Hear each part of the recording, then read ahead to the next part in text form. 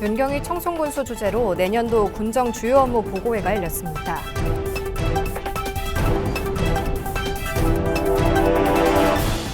청송군이 청송정원 생육관리에 참여한 자원봉사단체 대상으로 워크숍을 진행했습니다.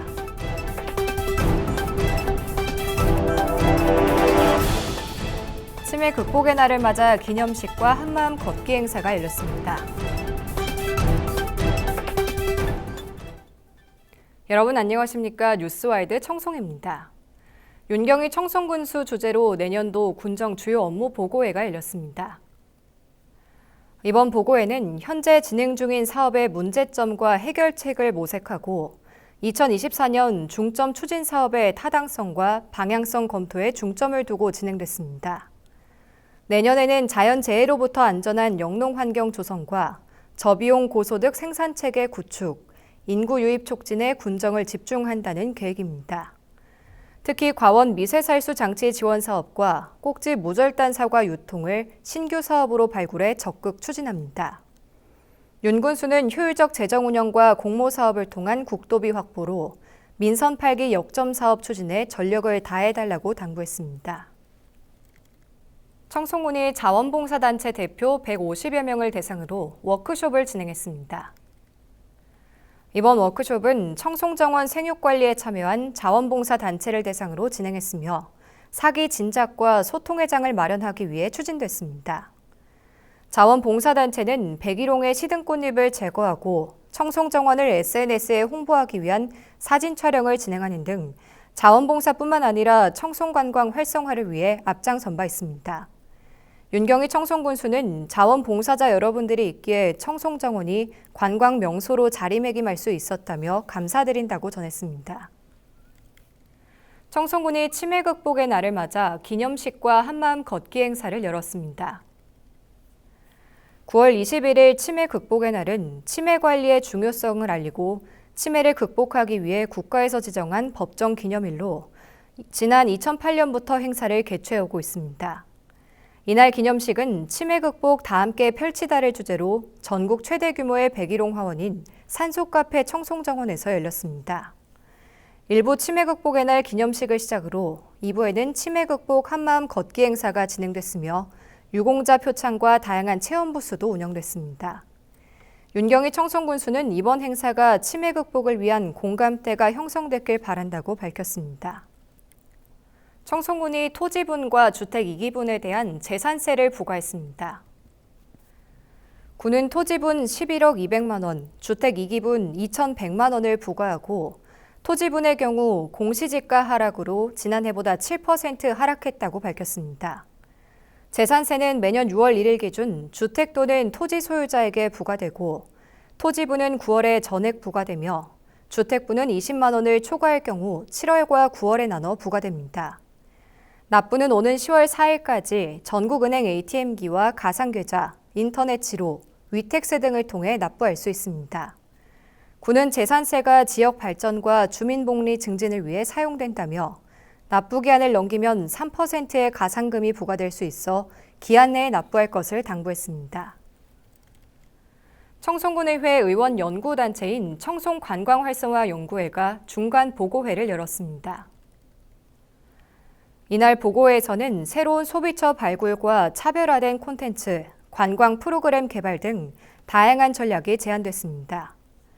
연구회는 심상휴, 권태준, 윤영경, 조찬걸 의원으로 구성됐으며 오는 10월 30일까지 연구 활동을 펼칠 예정입니다.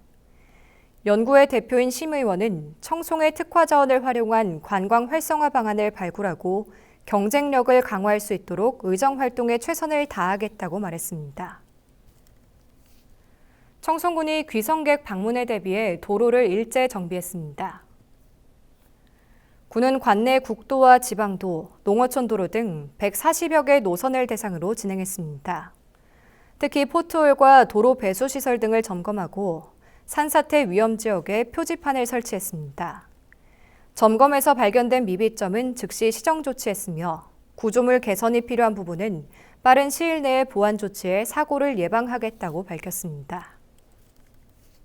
청송군이 귀성객 방문이 늘어나는 추석 연휴를 맞아 공중 화장실을 점검했습니다. 이번 점검은 이용자의 불편을 사전에 예방하고 쾌적한 화장실 조성을 위해 추진됐습니다. 점검반은 화장실 청결 상태와 시설물 고장 여부, 불법 쓰레기 투기 등을 중점 점검했습니다. 점검에서 발견된 경미한 사항은 현장에서 즉각 조치했으며 고장과 파손 등은 조속히 보수해 화장실 이용에 불편이 없도록 한다는 계획입니다. 청송군이 학교 주변과 주요 도로변에 불법 광고물을 정비했습니다.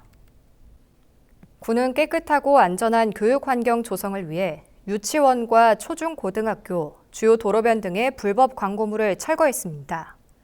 주요 정비 내용은 음란 퇴폐 내용의 광고물과 대부업 광고물, 통행에 지장을 초래하는 불법 현수막 등입니다. 군은 학생들이 쾌적하고 안전하게 통행할 수 있도록 학교 주변 불법 광고물을 정비해 나가겠다고 밝혔습니다. 청송군이 냉해와 우박 등 이상기온으로 피해를 본 농가에 재해복구비 89억 원을 지급합니다. 청송에서는 냉해로 3,900여 농가가 피해를 입었으며 추석 전에 재해복구비를 지원한다는 계획입니다. 또 냉해와 우박 등 농작물 피해를 본 4,003개 농가에 대해서도 특별지원금 6억 5천만 원을 별도로 지급할 예정입니다. 군은 이번 지원금이 농가의 경영 안정에 도움이 되길 바란다며 복구 지원이 원활히 이뤄질 수 있도록 최선을 다하겠다고 밝혔습니다. 한편 지난 4월 청송은 영하의 날씨가 지속되면서 사과와 자두 등 3,200여 헥타르 면적에 걸쳐 꽃눈이 고사하는 등 역대 최대 규모의 냉해가 발생했습니다. 청송군이 축사 현대화 사업을 실시한 농가를 대상으로 사후관리 조사를 벌였습니다.